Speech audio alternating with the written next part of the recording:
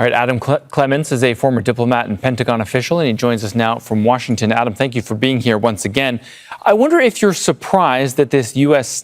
CENTCOM statement that we have on this incident near Bandar Abbas in the Gulf or in the Strait of Hormuz off the coast of Iran. I wonder if you're surprised that they are emphasizing restraint. Thank you, Scott. No, I'm not necessarily surprised. And I think in the details of the public statement and then just trying to analyze what's happening, I don't think that what's happened in the Straits of Hormuz at Bandar Abbas is inconsequential. It's certainly something to watch if this leads to other strikes. But I think here's where we need to separate operational tactical matters from the strategic.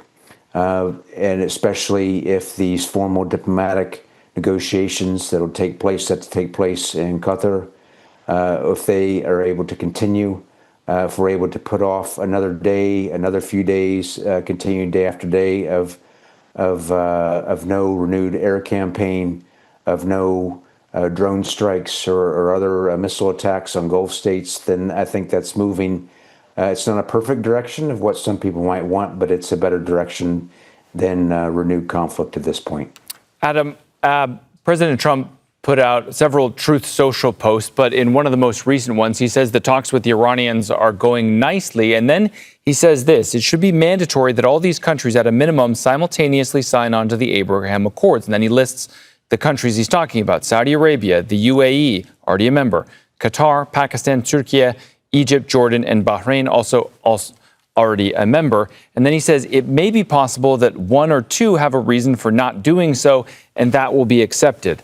Can you help us understand what he's getting at here? On the one hand, he's saying this should be mandatory. On the other hand, he's saying, I understand why they won't do this.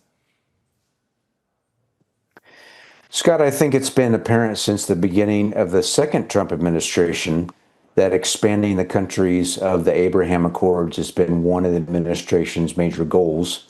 And you could say a second victory lap, if you will, from its first term when countries, Bahrain, when the Emiratis came on board the Abraham Accords. I think no doubt this would President Trump is signaling this is still a goal. I think that we're also seeing a lot of dynamics play out that have occurred in the past couple of months since this conflict between the U.S. and Iran, of Pakistani forces being on Saudi soil, of reported of Israeli forces and Emirati soil to help defend its airspace. So there are so many different dynamics at play, and ultimately, I still think that what's happened in Gaza, that is still too fresh on the minds of a lot of countries, particularly the Saudis, the Qataris, and others that you just mentioned. It's still too fresh. And you also have to remember as well, I think many of these countries, there's always nuance here, but many would think that you could also argue that the U.S. Started this conflict as a matter of choice, didn't take into consideration maybe some other regional dynamics, regional considerations, or at least underestimated how long this conflict might last. And so I think these are all things that geopolitically, all those countries you listed are still going to have to factor into whether or not they would join in the Abraham Accords. But for now, I think that's a little bit too much for today, given the context of the conflict and just trying to achieve or maintain a ceasefire, we'll say. One of the countries not listed is Lebanon. It comes at a time when the Israelis have said that they are stepping up attacks within Lebanon. And I wonder why you think that is, and possibly if it's because the Israelis maybe feel like there's a clock ticking if Lebanon is in fact included in a broader deal with the Iranians.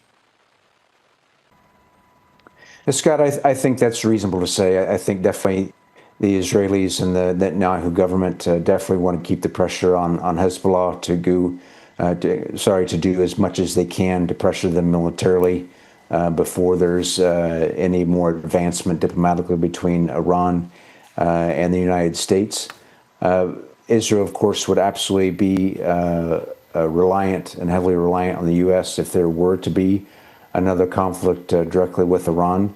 So I don't think this is any surprise. I think it's there have been several statements, maybe even publicly, are also some articles in the press about the U.S. Giving the Netanyahu government some type of, let's say, quiet yellow, quiet green light, if you will, to continue things in Lebanon. Let's not forget as well that there's elections coming in the coming months in Israel. So all those dynamics, I think, at play with what you just mentioned. All right. Former U.S. diplomat and Pentagon official Adam Clements, we appreciate you being here, sir. Thank you.